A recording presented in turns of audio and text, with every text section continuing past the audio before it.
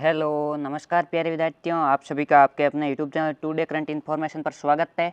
आज के इस सेशन में हम कक्षा 12 राजनीति विज्ञान के अति महत्वपूर्ण प्रश्न देखेंगे। हमने 3 अध्यायों के अति महत्वपूर्ण प्रश्न पहले क्लास में देखे थे, जो इस चैनल पर प्लेलिस्ट में उपलब्ध है, आप वहां से जाकर देख सकते हैं। हमने इस चैनल पर राजनीति विज्ञान के 5 मॉडल पेपर हल किए, वो भी है। यदि आपने अभी तक नहीं देखा है तो आप प्लेलिस्ट में जाकर देख सकते हैं। चलिए अपना सेशन शुरू करते हैं। आज अपना चौथा अध्याय है जो अंतर्राष्ट्रीय संगठन है, उससे संबंधित हम अति महत्वपूर्ण प्रश्न देखेंगे। इसी प्रकार हम अगली सीरीज में है वो अगली पाठ्य पुस्तक के प्रश्न देखेंगे, यानी 4 सीरीज में हम आपका जो संपूर्ण पाठ्यक्रम है, जो 15 पार्ट है, उसके अति महत्वपूर्ण प्रश्न हल करेंगे। आपकी परीक्षा में इन्हीं में से ही पूछे जाएंगे। ये जो प्रश्न है परीक्षा में मील के पत्थर साबित होंगे। चलिए अपना सेशन शुरू करते हैं। इसमें जो चौथा पार्ट है वो अंतर्राष्ट्रीय संगठन है। इसमें ब्लूप्रिंट में आपके एक नंबर का एबीसीडी वाला प्रश्न पूछा जाएगा, एक 2 नंबर का लघुत्तरात्मक और एक 3 नंबर का दीर्घोत्तरात्मक प्रश्न पूछा जाएगा। यानी इस पार्ट से तीनों तरह का प्रश्न पूछा जाएगा। छोटा भी पूछा जाएगा, बड़ा भी पूछा जाएगा और मीडियम भी पूछा जाएगा। पहले अपन एबीसीडी वाला प्रश्न देखते हैं। इसमें एक एबीसीडी प्रश्न पक्का पूछा जाएगा। इसमें सबसे पहला संयुक्त राष्ट्र संघ का गठन मानवता को स्वर्ग तक पहुंचाने के लिए नहीं बल्कि नरक से बचाने के लिए हुआ। ये किसने कहा? ये अति महत्वपूर्ण प्रश्न है। परीक्षा में कई बार पूछा गया कि यूएनओ के बारे में किसने कहा कि यूएनओ का गठन है वो मानवता को स्वर्ग तक पहुंचाने के लिए नहीं बल्कि नरक से बचाने के लिए हुआ। ये कथन है वो डेग हैमरशोल्ड ने कहा। इसमें आपके ऑप्शन 2 है वो सही होगा। आगे दूसरा प्रश्न है, संयुक्त राष्ट्र संघ के कितने सदस्य राष्ट्र है? यानी संयुक्त राष्ट्र संघ के वर्तमान में कितने सदस्य? संयुक्त राष्ट्र संघ यूएनओ के वर्तमान में 193 सदस्य है।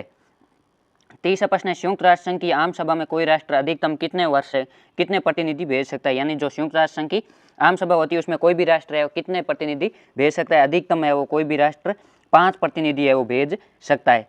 चौथा प्रश्न है, संयुक्त राष्ट्र संघ का अंतर्राष्ट्रीय न्यायालय कहाँ स्थित है? जो यूएनओ का अंतर्राष्ट्रीय न्यायालय है वो एक नीदरलैंड में स्थित है। 5 प्रश्न है, अंतर्राष्ट्रीय न्यायालय में कुल कितने न्यायाधीश होते हैं? जो यूएनओ का अंतर्राष्ट्रीय न्यायालय इंटरनेशनल कोर्ट है उसमें कितने जज होते हैं? उसमें 15 जज है वो होते हैं। और छठा प्रश्न है, अंतर्राष्ट्रीय न्यायालय में न्यायाधीश कितने वर्षों के लिए चुना जाता है? जो इंटरनेशनल कोर्ट है उसमें आपके न्यायाधीश यानी जज का चुनाव है वो 9 वर्ष के लिए किया जाता है और कुल जजों की संख्या 15 है। आपको ये विशेष रूप से ध्यान में रखना है। और जो अंतर्राष्ट्रीय न्यायालय है वो एक नीदरलैंड में स्थित है। आगे 7वां प्रश्न है, यूएनओ के मूल संस्थापक सदस्य देश कितने हैं? यानी जब यूएनओ की स्थापना हुई उस वक्त कितने सदस्य थे? यूएनओ की स्थापना के समय 51 सदस्य थे। जो मूल संस्थापक देश है वो 51 है। आगे 8वां प्रश्न है, आईएमएफ के कुल कितने सदस्य देश है? आईएमएफ का आपके फुल फॉर्म होता है अंतर्राष्ट्रीय मुद्रा कोष, इंटरनेशनल मॉनिटरी फंड। इसके आपके वर्तमान में 189 सदस्य देश है। 9वां, आईएमएफ में सर्वाधिक मताधिकार किस देश के पास है? जो अंतर्राष्ट्रीय मुद्रा कोष है उसमें सर्वाधिक मताधिकार है वो अमेरिका के पास स्थित है। 10वां प्रश्न है, आईएमएफ में भारत का योगदान कितने प्रतिशत है? जो अंतर्राष्ट्रीय मुद्रा कोष है उसमें भारत का योगदान 2.64% है। ये आपको विशेष रूप से ध्यान में रखना है। 11वां प्रश्न है, यूएनओ के प्रमुख अंग कितने हैं? जो यूएनओ है उसके प्रमुख अंग है वो 6 है, जिसका एक अंग स्थायी परिषद है जिसमें 5 सदस्य शामिल है। आगे 12वां प्रश्न है, यूएनओ के अस्थायी सदस्यों का निर्वाचन है वो कितने वर्षों के लिए होता है? जो यूएनओ के अस्थायी सदस्य होते हैं उसका निर्वाचन 2 वर्षों के लिए होता है। भारत भी यूएनओ का अस्थायी सदस्य देश है। आगे 13वां प्रश्न है, यूएनओ की सुरक्षा परिषद की सदस्य संख्या 11 से बढ़ाकर 15 कब की गई? जो यूएनओ उसकी सुरक्षा परिषद में पहले 11 सदस्य थे, वर्तमान में 15 सदस्य। ये संख्या है वो 1965 में बढ़ाई गई। आगे 14 प्रश्न है, संयुक्त राष्ट्र मानव अधिकार परिषद की स्थापना कब की गई? संयुक्त राष्ट्र मानव अधिकार परिषद की स्थापना 2006 में की गई। ये अति महत्वपूर्ण है। कई बार पूछा गया है कि संयुक्त राष्ट्र संघ में जो मानव अधिकार परिषद है जो मानव अधिकारों की देखभाल करती है उसकी स्थापना 2006 में की गई थी। 15वां प्रश्न है, संयुक्त राष्ट्र मानव अधिकार परिषद में कुल कितने सदस्य है? जो संयुक्त राष्ट्र संघ की मानव अधिकार परिषद है उसमें कुल 47 सदस्य है। 16वां प्रश्न है, संयुक्त राष्ट्र मानव अधिकार परिषद के सदस्य कितने वर्षों के लिए चुने जाते हैं? जो संयुक्त राष्ट्र संघ की मानव अधिकार परिषद है उसके सदस्य है वो 3 वर्ष के लिए चुने जाते हैं। आगे 17वां प्रश्न है, भारत ने यूएनओ के चार्टर पर हस्ताक्षर कब किए? यानी भारत यूएनओ में कब शामिल हुआ? भारत यूएनओ में 30 अक्टूबर 1945 को शामिल हुआ। ये आपको विशेष रूप से ध्यान में रखना है। आगे 18वां प्रश्न है, संयुक्त राष्ट्र संघ के वर्तमान महासचिव कौन है? जो यूएनओ उसके वर्तमान में महासचिव कौन है? यूएनओ के वर्तमान महासचिव है वो एंटोनियो गुटेरेस है। और जो यूएनओ के 9 महासचिव उनका आपको विशेष रूप से ध्यान में रखना है। उनका कार्यकाल कब से कब रहा और उन्होंने कौन कौन से कार्य किए। आगे 19वां प्रश्न है, संयुक्त राष्ट्र संघ के प्रथम महासचिव कौन थे? जो यूएनओ के प्रथम महासचिव है वो ट्राइगो ली थे। इसमें आपके ऑप्शन ए है वो सही है। आगे 20वां प्रश्न है, संयुक्त राष्ट्र संघ के महासचिव जिनकी विमान दुर्घटना में मृत्यु हो गई। जो संयुक्त राष्ट्र संघ के महासचिव डेग हैमरशोल्ड है उनकी विमान दुर्घटना में मृत्यु हो गई थी। 21वां प्रश्न है, संयुक्त राष्ट्र संघ के वे महासचिव जिन्हें मरण उपरांत नोबेल शांति पुरस्कार दिया गया। जो मरण उपरांत नोबेल शांति पुरस्कार है वो डेग हैमरशोल्ड को दिया गया। आगे 22वां प्रश्न है, महासचिव जिन्हें एन एजेंडा फॉर पीस नामक रिपोर्ट जारी की। An agenda for piece report है वो बुतरस घाली ने जारी की थी, जो यूएनओ के महासचिव रह चुके। आपके ये जो महत्वपूर्ण कार्य है इनको विशेष रूप से ध्यान में रखना है। आगे 23वां प्रश्न है, संयुक्त राष्ट्र संघ की सुरक्षा परिषद में सर्वाधिक बार वीटो का प्रयोग किस देश ने किया? जो संयुक्त राष्ट्र संघ की सुरक्षा परिषद है उसमें वीटो यानी निषेध अधिकार का सबसे अधिक प्रयोग सोवियत संघ, जो वर्तमान में रूस के नाम से है, उसने प्रयोग किया। इसमें आपके पहला ऑप्शन ए है वो सही होगा। इस प्रकार आपके ये 23 MCQ प्रश्न है, इनमें से आपके एक पक्का पूछा जाएगा। आगे एक इसमें से आपके लघुत्तरात्मक प्रश्न पूछा जाएगा, यानी 2 नंबर का। पहला है, भारत संयुक्त राष्ट्र संघ का कैसा सदस्य है? भारत संयुक्त राष्ट्र संघ का है वो मूल सदस्य है। दूसरा है, संयुक्त राष्ट्र संघ का पूर्वगामी संगठन कौन सा था? यानी संयुक्त राष्ट्र संघ से पहले कौन सी संस्था थी जिसने संयुक्त राष्ट्र संघ का रूप लिया? जो राष्ट्रों का संघ या लीग ऑफ नेशंस थी वो संयुक्त राष्ट्र संघ की पूर्वगामी संगठन था। आगे 23वां प्रश्न है, महासचिव की नियुक्ति किसके द्वारा की जाती है? जो महासचिव की नियुक्ति है सुरक्षा परिषद की सलाह पर महासभा के द्वारा की जाती है। चौथा प्रश्न है, संयुक्त राष्ट्र संघ का प्रमुख अधिकारी कौन होता है? जो यूएनओ का प्रमुख अधिकारी है वो महासचिव होता है। 5वां प्रश्न है, यूएनओ की न्यायशीता प्रणाली के अंतर्गत आने वाला अंतरिम ट्रेस्ट टेरिटरी जो 1 नवंबर 1994 को आज़ाद हो गया था, यानी जो यूएनओ की न्यायशीत प्रणाली के अंतर्गत जो पलाऊ क्षेत्र था वो आता था, जो 1 नवंबर 1994 को आज़ाद हो गया था। छठा प्रश्न है, सुरक्षा परिषद में कितने स्थायी और कितने अस्थायी सदस्य? जो यूएनओ की सुरक्षा परिषद है उसमें 5 तो स्थायी सदस्य देश है और 10 अस्थायी सदस्य देश है। भारत यूएनओ का एक सुरक्षा परिषद का एक अस्थायी सदस्य देश है। 7वां प्रश्न है, यूएनओ की सुरक्षा परिषद में किन देशों के पास निषेध अधिकार यानी वीटो पावर है? या स्थायी सदस्य कौन कौन से स्थायी सदस्य है? अमेरिका, रूस, चीन, ब्रिटेन और फ्रांस, इनके पास वीटो पावर है। 8वां प्रश्न है, आईएमएफ का पूरा नाम क्या है? यानी आईएमएफ जो अंतर्राष्ट्रीय मुद्रा कोष है उसका पूरा नाम अंतर्राष्ट्रीय मुद्रा कोष यानी इंटरनेशनल मॉनेटरी फंड होता है। आगे 9वां प्रश्न है, संयुक्त राष्ट्र संघ का वह अंग जिसकी वर्तमान में कोई उपयोगिता नहीं बची, यानी संयुक्त राष्ट्र संघ का ऐसा कौन सा अंग है जिसका वर्तमान में कोई महत्व नहीं? जो न्याय परिषद है इसका वर्तमान में कोई महत्व नहीं है। 10वां प्रश्न है, संयुक्त राष्ट्र संघ की आर्थिक और सामाजिक परिषद में कुल कितने सदस्य देश है? जो यूएनओ की आर्थिक और सामाजिक परिषद है जो आर्थिक और सामाजिक से संबंधित मुद्दों पर फैसला लेती है उसमें कुल 54 सदस्य देश है। आगे 11वां प्रश्न है, संयुक्त राष्ट्र संघ का मुख्य उद्देश्य क्या है? यानी यूएनओ को बनाने का मुख्य उद्देश्य क्या है? यूएनओ का मुख्य उद्देश्य है अंतर्राष्ट्रीय झगड़ों को रोकना और राष्ट्रों के बीच सहयोग की भावना को बढ़ावा देना, यानी विभिन्न देशों के बीच जो झगड़े होते हैं उनको रोकना और उनका शांतिपूर्वक निपटारा करना। आगे 12वां प्रश्न है, यूएनडीपी का पूरा नाम क्या है? यूएनडीपी का पूरा नाम है यूनाइटेड नेशन डेवलपमेंट प्रोग्राम यानी संयुक्त राष्ट्र विकास कार्यक्रम। आगे 13वां क्वेश्चन, G7 के सदस्य देशों के नाम बताइए। ये कई बार पूछा गया, आपके परीक्षा में पूछा जा सकता है। जो G7 के सदस्य देश कौन कौन से? G7 का सदस्य देश America, Japan, Germany, France, Britain, Italy और कनाडा। आपको इन सातों का नाम विशेष रूप से ध्यान में रखना है। आगे 14वां क्वेश्चन है, संयुक्त राष्ट्र स्थापना दिवस कब मनाया जाता है? जो यूएनओ दिवस है वो 24 अक्टूबर को मनाया जाता है, क्योंकि यूएनओ की स्थापना 24 अक्टूबर 1945 को हुई थी। आगे 15वां प्रश्न है, संयुक्त राष्ट्र सुरक्षा परिषद की सदस्य संख्या 15 कब की गई? जो यूएनओ की सुरक्षा परिषद में पहले सदस्य संख्या 11 थी उसको बढ़ाकर 15 है, 1965 में की गई थी। आगे 16, भारत सुरक्षा परिषद के कौन से सदस्यों की संख्या में बढ़ोतरी का समर्थक है? यानी भारत कहता है कि सुरक्षा परिषद के कौन से सदस्यों की संख्या में बढ़ोतरी होना चाहिए? भारत है वो कहता है कि जो सुरक्षा परिषद के स्थायी और अस्थायी दोनों तरह के सदस्य संख्या में वृद्धि होनी चाहिए, यानी अधिक से अधिक देशों को वीटो पावर मिले और अस्थायी सुरक्षा परिषद में भी जगह मिले। आगे 17वां प्रश्न है, आईएईए का पूरा नाम क्या है? इसकी स्थापना कब की गई? आईएईए का पूरा नाम है अंतर्राष्ट्रीय आणविक ऊर्जा एजेंसी, जिसकी स्थापना है 1957 में वियना ऑस्ट्रिया में की गई। ये आपको विशेष रूप से ध्यान में रखना है, अंतर्राष्ट्रीय आणविक ऊर्जा की एजेंसी की स्थापना है वो कब की गई थी। आगे 18वां प्रश्न है, अटलांटिक चार्टर पर हस्ताक्षर किसने और कब किया? अटलांटिक चार्टर है उस पर अमेरिकी राष्ट्रपति रूजवेल्ट और जो ब्रिटेन के प्रधानमंत्री चर्चिल थे उन्होंने अटलांटिक चार्टर पर 14 अगस्त 1941 को हस्ताक्षर किए। यह आपको जो यूएनओ का विकास क्रम है उसको विशेष रूप से ध्यान में रखना है। आगे 19वां प्रश्न है, ग्लोबल वार्मिंग क्या है और इसके क्या प्रभाव पड़ेंगे? ग्लोबल वार्मिंग यानी विश्वव्यापी तापवृद्धि का मूल कारण है वातावरण में ग्रीन हाउस गैसों के बढ़ने से तापमान बढ़ रहा है, इससे समुद्र तल की ऊंचाई भी बढ़ रही है। इस कारण से विश्व के समुद्र तटीय इलाके जिसमें बड़े बड़े शहर भी शामिल है वो डूब जाएंगे। यानी ग्लोबल वार्मिंग का मुख्य कारण जो ग्रीन हाउस गैस है उसके कारण विश्व में तापमान बढ़ रहा है। तापमान के कारण जो समुद्र तल की ऊंचाई भी बढ़ रही है, जिसके कारण जो समुद्र के किनारे बसे हुए शहर है वो समुद्र में डूब जाएंगे। आगे 20वां प्रश्न है, एमनेस्टी इंटरनेशनल क्या है? ये अति महत्वपूर्ण प्रश्न है, परीक्षा में कई बार पूछा गया है। एमनेस्टी इंटरनेशनल एक स्वयंसेवी संगठन है, यानी एक एनजीओ है जो पूरे विश्व में मानव अधिकारों की रक्षा के लिए अभियान चलाता है। 21वां प्रश्न है, ह्यूमन राइट्स वॉच क्या है? इन दोनों में से एक प्रश्न है वो परीक्षा में हर बार पक्का पूछा जाता है। ह्यूमन राइट्स जो मानव अधिकारों की वकालत और उससे संबंधित अनुसंधान करने वाले एक अंतर्राष्ट्रीय एनजीओ संगठन है। ये अमेरिका का सबसे बड़ा अंतर्राष्ट्रीय मानव अधिकार संगठन है। जो ह्यूमन राइट्स वॉच है वो अमेरिका से संबंधित है।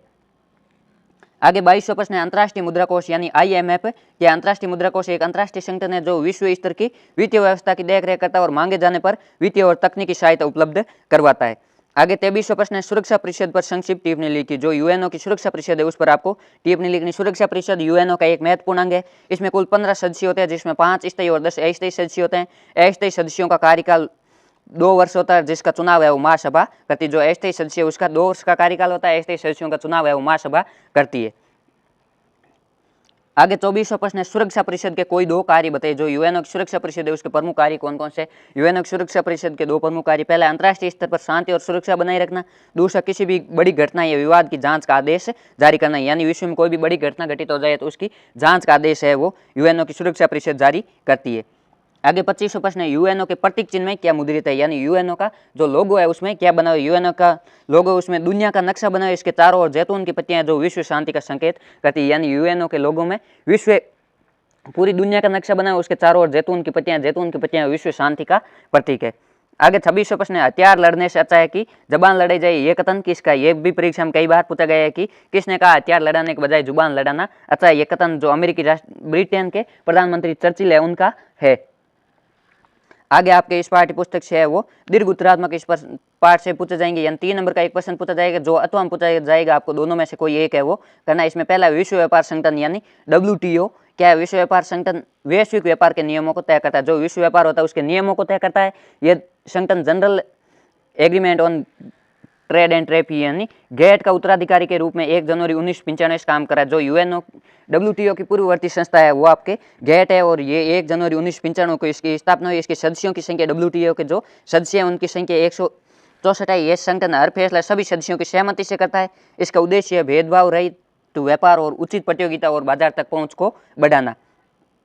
आगे दूसरा प्रश्न है, IAEA यानी अंतर्राष्ट्रीय आणविक ऊर्जा एजेंसी पर आपको टिप्पणी लिखनी है। अंतर्राष्ट्रीय आणविक ऊर्जा agency international atomic energy agency की स्थापना 1957 की गई। इसका मुख्यालय वियना ऑस्ट्रिया में है। यह संगठन परमाणु ऊर्जा के शांतिपूर्ण उपयोग को बढ़ावा देने और सैन्य उद्देश्य में इसके इस्तेमाल को रोकने की कोशिश करता है। यानी जो परमाणु ऊर्जा उसका शांतिपूर्ण उपयोग को बढ़ावा देना और सैन्य उद्देश्य के लिए इसके प्रयोग को रोकने की कोशिश करता है। आगे 23वां प्रश्न, यूएनओ के सामने किन 2 तरह की बुनियादी सुधारों की आवश्यकता है? यानी यूएनओ को किन किन मामलों में सुधार करना चाहिए? यूएनओ की जो संगठन की बनावट है और उसकी प्रक्रिया में सुधार होनी चाहिए। और यूएनओ विभिन्न राष्ट्रों के बीच सहयोग बढ़ाने और विकास को बढ़ावा देने में ज़्यादा बड़ी भूमिका निभाए। और यूएनओ की जो परिषद है उसमें स्थायी सदस्यों की संख्या बढ़ाई जाए और इस संगठन के न्याय अधिकार मानने वाले जो मुद्दे हैं उनकी समीक्षा की जाए। आगे 4था प्रश्न है, यूएनओ में अमेरिकी प्रभुत्व के क्या कारण है? यानी यूएनओ में है वो अमेरिका अपनी मनमानी कर रहा है। इसके प्रमुख कारण कौन कौन से? इसका पहला कारण है एकमात्र शक्ति, एक ध्रुवीय विश्व व्यवस्था में अमेरिका का वर्चस्व पूरे विश्व पर हो चुका है। यानी अमेरिका के समकक्ष और कोई शक्ति नहीं है। दूसरा है बजट में योगदान, जो अमेरिका का यूएनओ के बजट में सर्वाधिक योगदान है, इस कारण है वो अमेरिकी प्रभुत्व स्थापित है। तीसरा है नौकरशाह, जो यूएनओ के अधिकतर कर्मचारी है वो अमेरिका के, इस कारण भी अमेरिका का प्रभुत्व है। चौथा है अमेरिकी भू क्षेत्र, जो यूएनओ का मुख्यालय है वो अमेरिकी भू क्षेत्र में स्थित है। 5वां वीटो पावर, अमेरिका के पास वीटो पावर जिसमें वह किसी भी निर्देश को मानने से इनकार कर सकता है। आगे 5वां प्रश्न है, सुरक्षा परिषद के कार्य क्या है? जो सुरक्षा परिषद है उसका पहला कार्य विश्व में शांति स्थापित करना, दूसरा अपने निर्णयों को लागू करवाने की कार्रवाई करना, तीसरा किसी भी देश द्वारा भेजी गई जो शिकायत है उस पर विचार करना और झगड़ों को शांतिपूर्ण तरीके से सुलझाने का प्रयास करना। छठा प्रश्न है, यूएनओ की प्रमुख 4 एजेंसियों के नाम लिखिए। यूएनओ की प्रमुख 4 एजेंसी, पहला है विश्व स्वास्थ्य संगठन WHO, दूसरा संयुक्त राष्ट्र विकास कार्यक्रम UNDP, तीसरा यूनिसेफ और चौथा यूनेस्को। यूनेस्को आपके जो सांस्कृतिक धरोहर है उससे संबंधित है। आगे 7वां प्रश्न है, यूएनओ के 6 अंग कौन कौन से? ये आपको विशेष रूप से ध्यान में रखना है। परीक्षा में कई बार पूछा गया है कि यूएनओ के प्रमुख अंग कौन कौन से, उनके नाम लिखो या शॉर्ट में वर्णन भी पूछा जा सकता है। इसमें पहला अंग है महासभा या आम सभा, दूसरा सुरक्षा परिषद, तीसरा सचिवालय, चौथा अंतर्राष्ट्रीय न्यायालय, पांचवा आर्थिक और सामाजिक परिषद और छठा ट्रस्टीशिप काउंसिल या न्यायशीता परिषद। आपको इन 6 अंगों का नाम है विशेष रूप से ध्यान में रखना है। आगे 8वां प्रश्न है, भारत सुरक्षा परिषद का स्थायी सदस्य क्यों बनना चाहता है? कोई कारण लिखिए, या आपके मन अनुसार क्या संयुक्त राष्ट्र सुरक्षा परिषद का सदस्य बनाने की योग्यता रखता है? अपने उत्तर के पक्ष में कोई 4 तर्क दीजिए। यानी भारत यूएनओ का सदस्य बनने के कितना काबिल है, आपको इसके पक्ष में तर्क देना है। यानी भारत को किन आधार पर आप कह सकते हैं कि यूएनओ का स्थायी सदस्य बनाना चाहिए? भारत के नागरिक के रूप में सुरक्षा परिषद में भारत की स्थायी सदस्यता के पक्ष में समर्थन कैसे करेंगे? अपने प्रस्ताव का औचित्य सिद्ध करो। यानी भारत है वो यूएनओ का स्थायी सदस्य बनना चाहता है, इसके लिए उसके पास क्या क्या योग्यताएं, आपको जो विशेषता है वो बतानी है। भारत सुरक्षा परिषद का स्थायी सदस्य बनने की योग्यता रखता है। इसके पक्ष में निम्नलिखित तर्क है। भारत विश्व की सबसे बड़ी आबादी वाला दूसरा देश है और भारत में विश्व की कुल जनसंख्या का 17.5वां हिस्सा निवास करता है, यानी भारत जनसंख्या की दृष्टि से विश्व का चीन के बाद दूसरा सबसे बड़ा देश है। भारत विश्व का सबसे बड़ा लोकतंत्र है और भारत ने संयुक्त राष्ट्र संघ की जो पहलकदमियां उन सभी में भाग लिया है और संयुक्त राष्ट्र संघ के जो शांति बहाल करने के प्रयास है उसमें भारत है और लंबे समय से ठोस भूमिका निभाता रहा है। इसके अतिरिक्त जो भारत है अंतर्राष्ट्रीय पटल पर तेजी से उभरती हुई आर्थिक शक्ति और भारत ने यूएनओ के बजट में नियमित रूप से योगदान दिया और कभी भी अपने भुगतान से चुका नहीं है। इस प्रकार हम कह सकते हैं कि भारत को यूएनओ की सुरक्षा परिषद का स्थायी सदस्य बनाना चाहिए। आगे 9वां प्रश्न है, सुरक्षा परिषद के लिए आवश्यक 4 मानदंड बताइए जो उसकी सदस्यता के लिए आवश्यक हो, यानी यूएनओ की जो सुरक्षा परिषद है उसके सदस्य बनने के लिए कौन कौन से मुख्य मानदंड है। इसमें पहला है बड़ी आर्थिक और सैन्य ताकत होना चाहिए। दूसरा, संयुक्त राष्ट्र संघ के बजट में ऐसे देश का योगदान ज्यादा हो और आबादी के लिहाज से भी बड़ा राष्ट्र हो, ऐसा देश लोकतंत्र और मानव अधिकारों का सम्मान करता हो। आगे 10वां प्रश्न है, अंतर्राष्ट्रीय संगठन की आवश्यकता को समझे, यानी हमें यूएनओ की आवश्यकता क्यों पड़ी या यूएनओ क्यों बनाना पड़ा। इसकी आवश्यकता है समस्याओं के शांतिपूर्ण समाधान है, तो यानी जो अंतर्राष्ट्रीय पटल पर समस्या उसका शांतिपूर्ण तरीके से निपटारा कैसे किया जाए। दूसरा, यह संगठन सहयोग के उपाय जुटाने में सहायक होता है। तीसरा, यह संगठन नियमों और नौकरशाही की रूपरेखा तैयार करता है, यानी जो पूरे विश्व के लिए नियम बनाता है। यह शांति और प्रगति के साथ मानवता की आशा के प्रतीक होता है, यानी जहाँ कहीं भी मानवता का उल्लंघन होता है वहाँ यह संस्थान हस्तक्षेप करते हैं।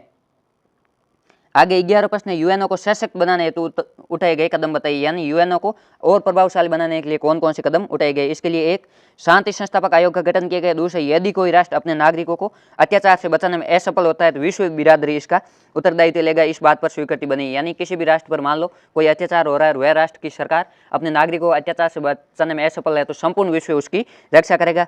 तीसरा, मानव अधिकार परिषद की स्थापना की गई।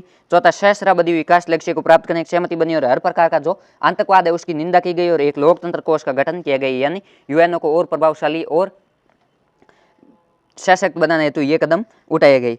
आगे 12वां प्रश्न है, एक ध्रुवीय विश्व में यूएनओ की क्या भूमिका है, यानी अमेरिका का वर्चस्व है यूएनओ क्यों स्थापित करने नहीं दे रहा है या अमेरिका के सामने यूएनओ का क्या महत्व है। इसमें पहला, एक ध्रुवीय विश्व में संयुक्त राष्ट्र संघ की भूमिका को निम्न रूप में स्पष्ट किया जा सकता है। इसमें पहला है, यूएनओ अमेरिका और शेष विश्व के बीच विभिन्न मुद्दों पर बातचीत कायम करता है, यानी यूएनओ अमेरिका और शेष विश्व के बीच बातचीत को बढ़ाता है।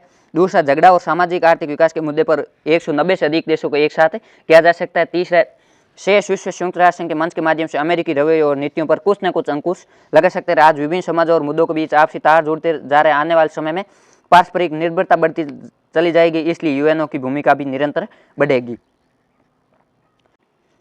आगे 13वां प्रश्न है, संयुक्त राष्ट्र संघ की मुख्य शाखाओं और एजेंसियों का सुमेल उनके कार्य के साथ कीजिए। जो यूएनओ की मुख्य शाखा और उनके प्रमुख कार्य कौन कौन से। इसमें पहला है, आर्थिक और सामाजिक परिषद। इसका कार्य है विभिन्न देशों के आर्थिक और सामाजिक कल्याण की चिंता करना। और दूसरा है, अंतर्राष्ट्रीय आणविक ऊर्जा एजेंसी IAEA। इसका आपके कार्य होगा परमाणु प्रौद्योगिकी शांतिपूर्ण उपयोग और सुरक्षा करना। तीसरा, अंतर्राष्ट्रीय मुद्रा कोष वैश्विक जो वित्त व्यवस्था उसकी देखरेख करना। चौथा, सुरक्षा परिषद अंतर्राष्ट्रीय शांति और सुरक्षा का संरक्षण।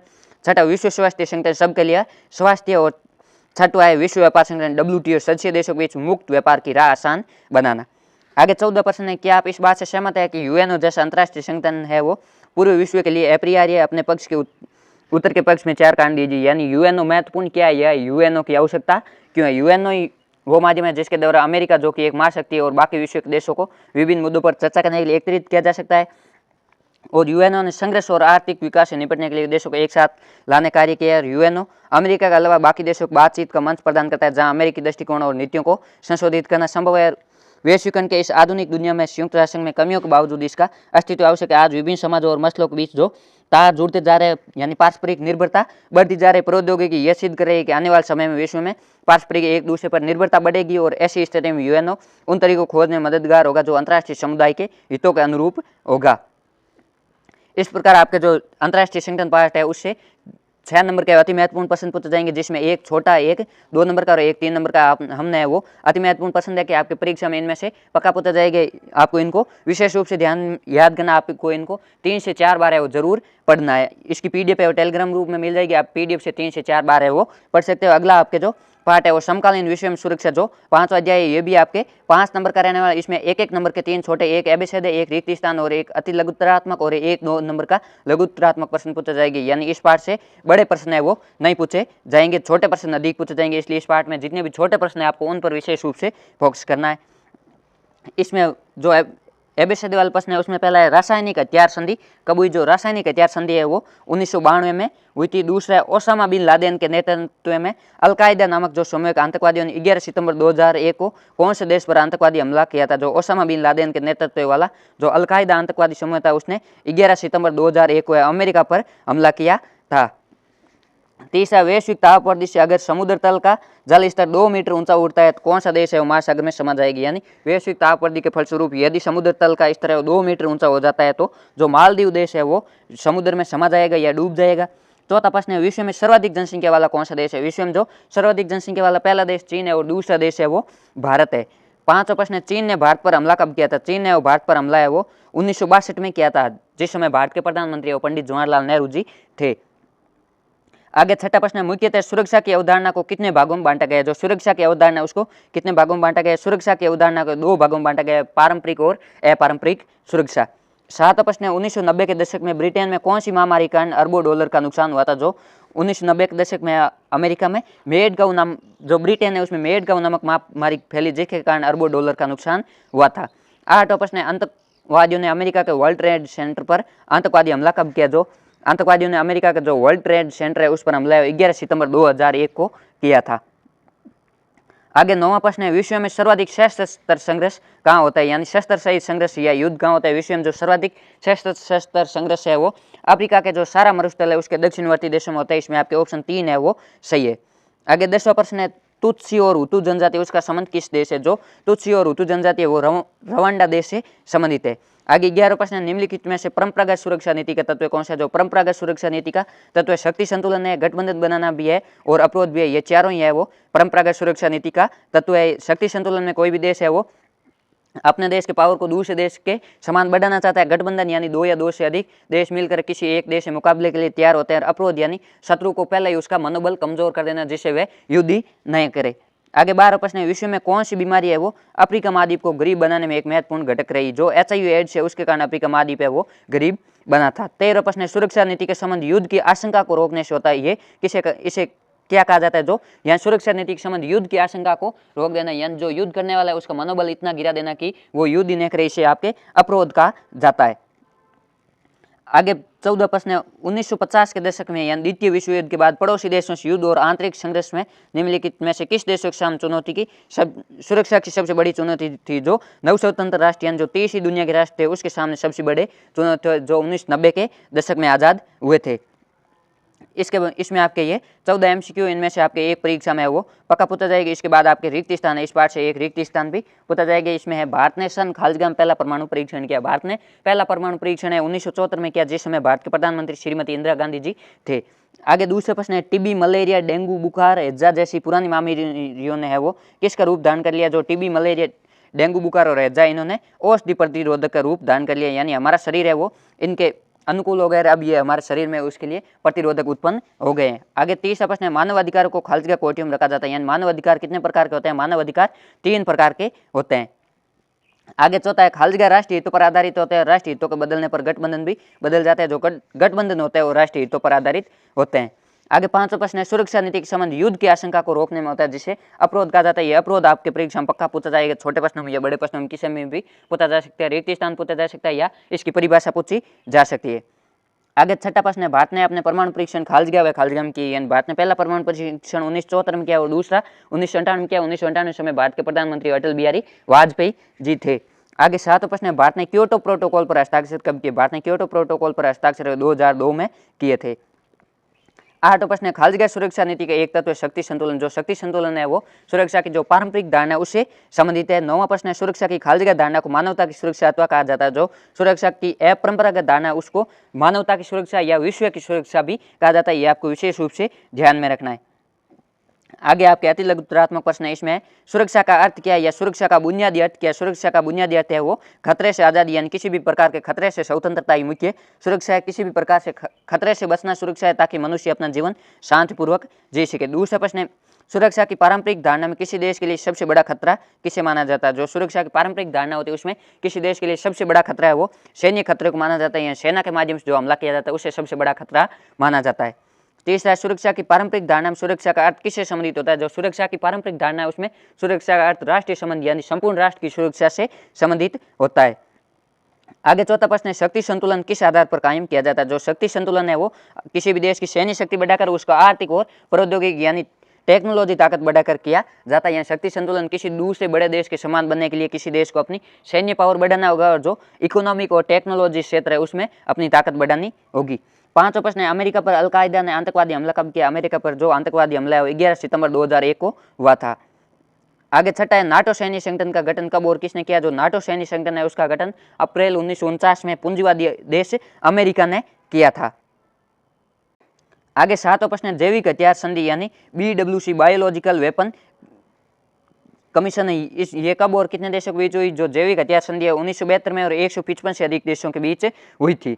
आठवां प्रश्न है, रासायनिक हथियार संधि यानी केमिकल वेपन, जो रासायनिक हथियार संधि है 1992 में और 181 से अधिक देशों के बीच हुए। इन दोनों संधियों को आपको विशेष रूप से ध्यान में रखना है, ये परीक्षा में पक्का पूछा जाएगा।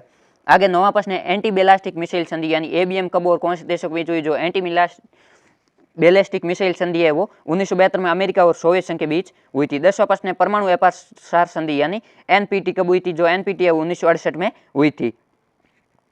11वां प्रश्न है, संयुक्त राष्ट्र संघ द्वारा मानव अधिकारों की घोषणा कब की गई? जो संयुक्त राष्ट्र संघ द्वारा मानव अधिकार यानी ह्यूमन राइट्स की घोषणा है वो 10 दिसंबर 1948 को की गई और जो मानव अधिकार दिवस है वो 10 दिसंबर को मनाया जाता है। 12वां प्रश्न है, संयुक्त राष्ट्र संघ ने मानव अधिकारों को कितनी और कौन सी कोटियां निर्धारित की? यानी यूएनओ के अनुसार मानव अधिकार कितने प्रकार के होता है? यूएनओ के अनुसार जो मानव अधिकार है वो 3 प्रकार के होता है। इसमें पहला है राजनीतिक अधिकार, दूसरा है आर्थिक और सामाजिक अधिकार, तीसरा है मूलवासी और अल्पसंख्यकों के अधिकार। 13वां क्वेश्चन है, सुरक्षा की अपारंपरिक धारणा के दो पक्ष कौन कौन से? जो सुरक्षा की अपारंपरिक धारणा उसका पहला पक्ष है मानवता की सुरक्षा और दूसरा विश्व की सुरक्षा। आगे 14 प्रश्न है, विश्व की 50% आबादी है वो कौन से 6 देशों में निवास करती है? यानी विश्व की आधी आबादी है वो किन देशों में निवास करती है? आधी आबादी चीन, भारत, पाकिस्तान, नाइजीरिया, बांग्लादेश और इंडोनेशिया में निवास करती है। ये विश्व के सर्वाधिक जनसंख्या वाले 6 देश हैं।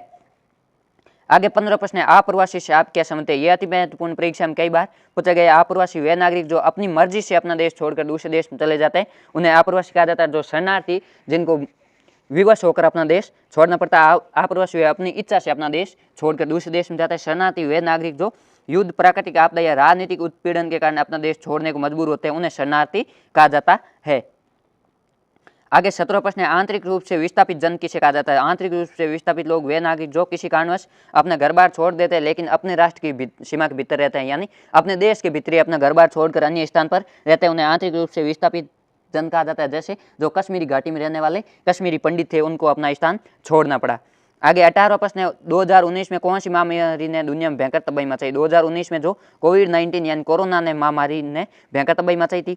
19वां प्रश्न है, अपारंपरिक खतरों से कैसा बचा जा सकता है? जो अपारंपरिक खतरे हैं, जो नए खतरे हैं उनसे पारस्परिक आपसी सहयोग से ही बचा जा सकता है। 20वां प्रश्न है, भारत के सामने कौन से खतरे मौजूद है? भारत के सामने पारंपरिक और अपारंपरिक दोनों तरह के खतरे मौजूद है, यानी पड़ोसी देशों से हमले की भी आशंका है और जो मानवता का संकट है उसका भी है और आतंकवाद का भी खतरा। आतंकवाद है वो अपारंपरिक खतरे के अंतर्गत आता है।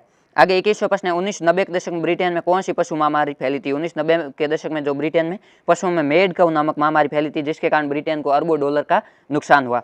22वां प्रश्न है, दुनिया में सर्वाधिक HIV एड्स से पीड़ित लोग है वो कौन से महाद्वीप और किस देश में? जो सर्वाधिक HIV एड्स से पीड़ित लोग है वो अफ्रीका महाद्वीप में और जो बोत्सवाना देश है उसमें है। आगे 23वें, आतंकवाद सुरक्षा की कौन सी श्रेणी में आता है? जो आतंकवाद है वो सुरक्षा की अपरंपरागत श्रेणी में आता है जिसे विश्व की सुरक्षा या मानवता की सुरक्षा भी कहा जाता है। 24वां प्रश्न है, 1994 में रवांडा में कौन कौन सी जनजाति के बीच हिंसक संघर्ष हुआ? जो 1994 में रवांडा देश है उसमें जो तुत्सी और हुतू जनजाति उनके बीच हिंसक संघर्ष हुआ था। 25वां प्रश्न है, सुरक्षा की दो धारणाएं कौन सी? सुरक्षा की दो धारणाएं पारंपरिक धारणा और अपारंपरिक धारणाएं। 26वां प्रश्न है, पारंपरिक यानी परंपरागत धारणा के अंतर्गत अवरोध का क्या अर्थ है? अवरोध का अर्थ है युद्ध की आशंका को रोकना, यानी शत्रु को इतना डरा देना कि वो युद्ध करने से ही टल जाए। आगे 27वां प्रश्न है, निशस्त्रीकरण से क्या अभिप्राय है? जो निशस्त्रीकरण ये परीक्षा में कई बार पूछा गया है। निशस्त्रीकरण से अर्थ है हथियारों का निर्माण या उनको हासिल करने पर अंकुश लगाना, यानी हथियारों का सीमित रूप में निर्माण होना और उनको हासिल करने पर है वो अंकुश या सीमा लगाना। आगे 28वां प्रश्न है, ग्लोबल वार्मिंग से आप क्या समझते हैं? विश्व के तापमान में लगातार हो रही वृद्धि है वो ग्लोबल वार्मिंग कहलाती है। 29वां प्रश्न है, वर्तमान परिदृश्य में नवीन महामारियां कौन सी है? जो नई महामारियां कौन सी? इसमें नई महामारियों में पहला है कोविड-19, दूसरा एबोला वायरस, एंटा वायरस और हेपेटाइटिस बी, ये नवीन महामारियां है। 23वां प्रश्न है, पाकिस्तान ने भारत पर हमले कब कब किए? पाकिस्तान ने भारत पर है वो 1947-48 में हमले किए, 1965 में भी हमला किया, 71 में किया और 1999 में, जिसे कारगिल संघर्ष के बारे में रूप में जाना जाता है। इन चार बार है वो हमला किया था। 31वां प्रश्न है, भारत ने चीन पर हमला कब किया? चीन ने भारत पर 1962 में हमला किया था। इस प्रकार आपके वो 3 छोटे प्रश्न पूछे जाएंगे, एक MCQ, एक रिक्त स्थान और एक अति लघुत्तरात्मक प्रश्न, जिसका उत्तर आपको एक शब्द या एक लाइन में देना है। आगे आपके लघुत्तरात्मक प्रश्न है जो 2 नंबर का पूछा जाएगा। इसमें पहला प्रश्न है, सुरक्षा की पारंपरिक धारणा से आप क्या समझते हैं? जो सुरक्षा की पारंपरिक धारणा, उसमें सुरक्षा का अर्थ है वो राष्ट्रीय सुरक्षा से लिया जाता है। यहाँ सुरक्षा का अर्थ संपूर्ण देश की सुरक्षा से होता है। इस धारणा में सैन्य खतरे को किसी देश के लिए सबसे खतरनाक माना जाता है। इस खतरे में कोई भी दूसरा देश है सैन्य हमले की धमकी देकर संप्रभुता, स्वतंत्रता और क्षेत्रीय अखंडता जैसे जो केंद्रीय मूल्य है उसके लिए खतरा पैदा कर सकता है।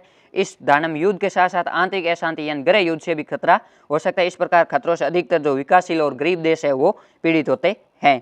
दूसरा, सुरक्षा की पारंपरिक धारणा के अनुसार बताइए कि युद्ध की स्थिति किसी देश के लिए या सरकार के सामने क्या विकल्प होता है, यानी युद्ध के समय सरकार के सामने कौन कौन से विकल्प होते हैं जिससे या तो युद्ध से बचा जाए या युद्ध लड़ा जाए। इसमें पहला है आत्मसमर्पण करना तथा दूसरे पक्ष की बात को बिना युद्ध के ही मान लेना, यानी आत्मसमर्पण कर देना, हैंड ओवर कर देना और दूसरे पक्ष की बात को बिना युद्ध के ही मान लेना। दूसरे युद्ध से होने वाले विनाश को इस हद तक बढ़ाने संकेत देना कि दूसरा पक्ष स्वयं कर युद्ध हमला करने से बात आई, यानी अप्रोध नीति अपनाना। पहले दूसरे पक्ष को डरा देना, उसको युद्ध के इतने नुकसान बताना कि युद्ध करने से बच जाए। तीसरा, अपनी रक्षा करना अर्थात हमलावर देश को पराजित कर देना। किसी भी देश के लिए युद्ध के समय ये 3 विकल्प हो सकते हैं।